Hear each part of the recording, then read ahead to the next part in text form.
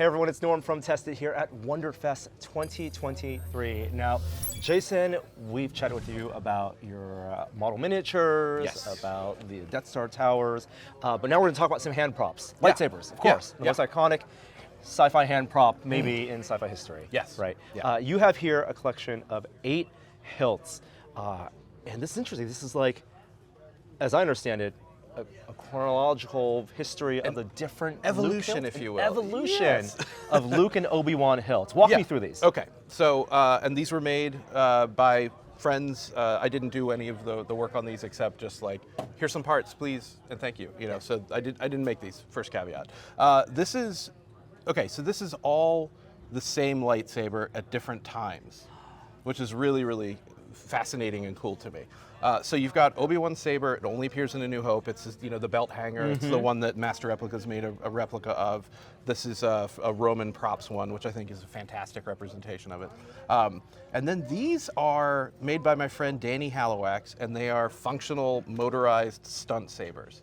So this was made primarily, to be a stunt version of this. Has a motor in it, has a shaft, and a blade that it attaches to. And it shows you the saber when there was the death scene, and then other, I guess, like Tatooine or whatever. Like anytime he used it, as the blade was spinning. It was one of these two visually, but it's the same saber. So you're saying that during production, they made a hero version that he wore, Sarkis wore, that would be this style, this finish.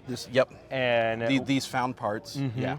And but then this for the was stunt one, they didn't add. This was extra custom detail. machine, just specifically to hold a motor and spin a blade. And they didn't put the fins on. Interesting. Yeah, because I mean, who cared, right? I mean, at the time, it's like no one's going to notice.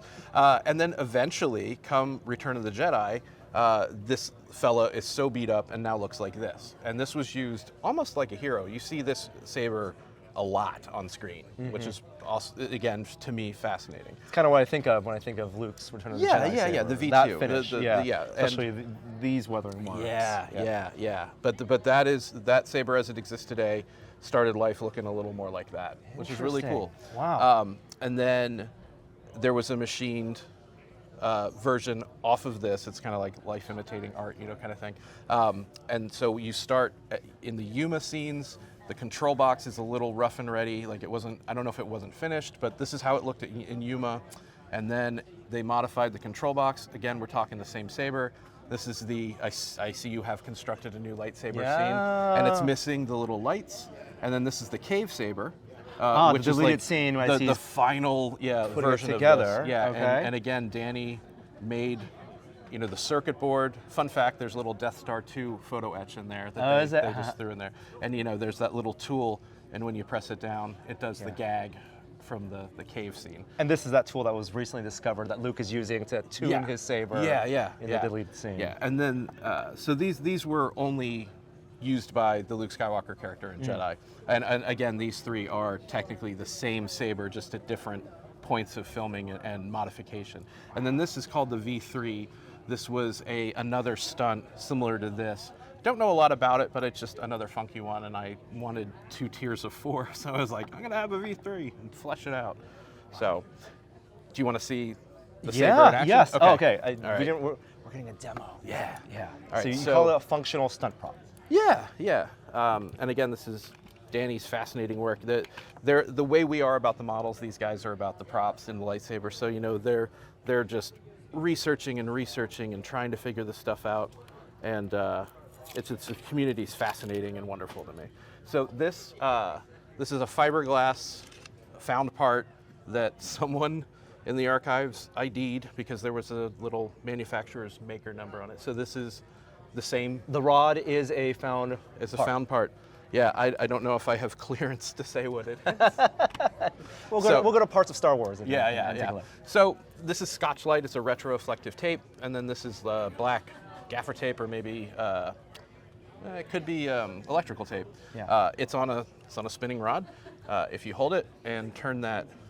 So this is this toggle kind of also how and you can see it in the film. You can actually see. Yeah, he's holding it, and this is going down his robe. It's wild. Okay, before I activate it, let's walk through. You said this is retroreflective material. Yeah, Scotch light. Scotch light.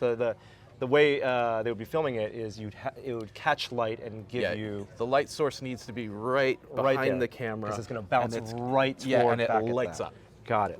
It looks like the deleted footage or the raw footage. All right, we're going to try to see if we can get the that. same. Yeah, it's wild. That sound is kind of familiar Yeah, from the footage I've seen. Yeah, and you can move it around. You can feel like the gyroscopic motion a little bit.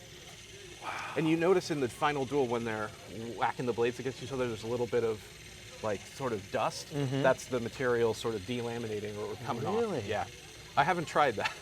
Like now, obviously, the light source is over there. So as you know, as I'm holding this, as the performers would have been, they don't see that. Yeah, it just looks gray. Trust the camera. Yeah. Trust that that's what you see. So hopefully, this looks like I'm holding. We're getting maybe get more toward the light. Yeah. But like, wow. It's pretty wild. There's this sweet spot where it just lights up, and because there's that strip of black, it like flickers.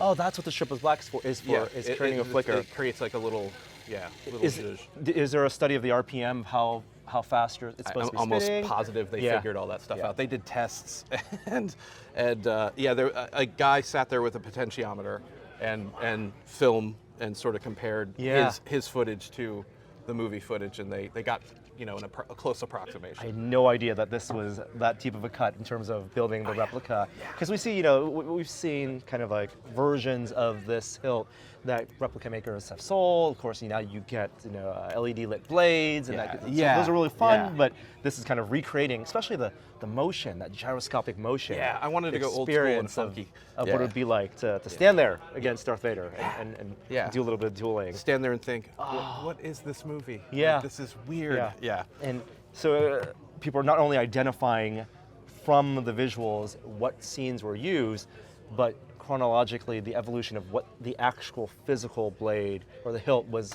and how that was modified. Yeah. And I think that's just a function of we're in 2023 and we're running out of stuff to do. I truly believe that like when I build something like the Boomerang, it's like I've made too many X-Wings. I got to make something. Like we're going to make everything at some point if we haven't already. Yeah. That is so amazing. And this is all kind of sourced from the community. Different replica makers, this is a people village. putting out different kits, and your collection documenting that evolution. Yeah. That is so cool. Thank you so much, Jason. Yeah, absolutely. What an education, what a joy to be able to hold that. It's fun. Yeah, thank you so much. Yeah, man.